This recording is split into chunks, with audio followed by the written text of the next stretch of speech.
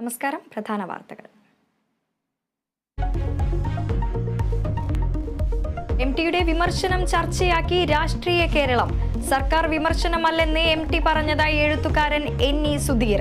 പരാമർശം വളച്ചൊടിച്ചതെന്ന് മന്ത്രി സജി ചെറിയാൻ. കാലം കാത്തിരുന്ന വാക്കുകളെന്ന് VD സതീശൻ. എംടി പറഞ്ഞത് മോദിക്കും പിണറായിക്കും യോജിക്കുന്നതെന്ന് K മുരളീധരൻ. കേന്ദ്രത്തിനെതിരെയുള്ള വിമർശനമെന്ന് ആവർത്തിച്ച് EP. രാഹുൽ മാങ്കൂട്ടത്തിലിന്റെ അറസ്റ്റിൽ പ്രതിഷേധം കടുപ്പിച്ച് യൂത്ത് കോൺഗ്രസ്. കണ്ണൂരിലും കോട്ടയത്തും കളക്ടറേറ്റ് മാർച്ചിൽ സംഘർഷം.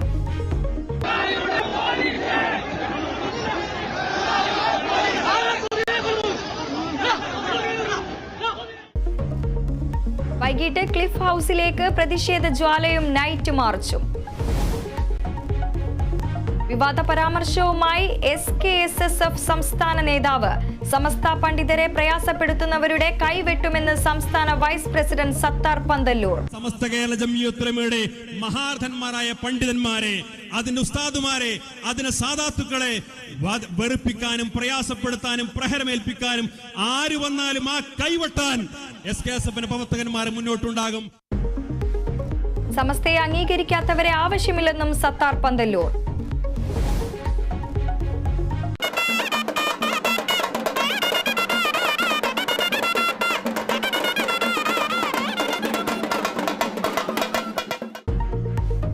ചരിത്രപ്രസിദ്ധമായ എരുമേലി പേട്ടതുള്ളലിന് തുടക്കം. പേട്ടതുള്ളി അമ്പലപ്പുഴ സംഘം, ആലങ്ങാട് സംഘത്തിന്റെ പേട്ടതുള്ളൽ ഉച്ചയ്ക്ക് ശേഷം.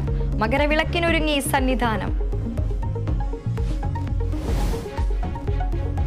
കൊല്ലം പട്ടത്താനത്ത് മക്കളെ കൊലപ്പെടുത്തി അച്ഛൻ ജീവനൊടുക്കി. മരിച്ചത് പട്ടത്താനം സ്വദേശി ജോസ് പ്രമോദും 2 മക്കളും.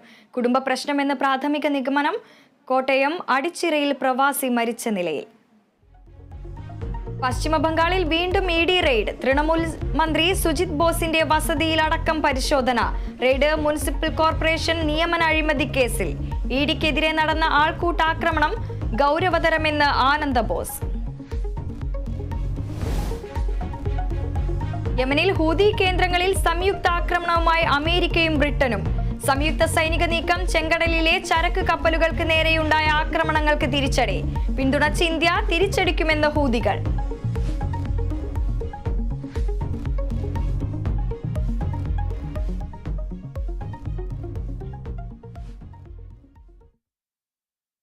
വിശദമായ വാർത്തകളിലേക്ക്.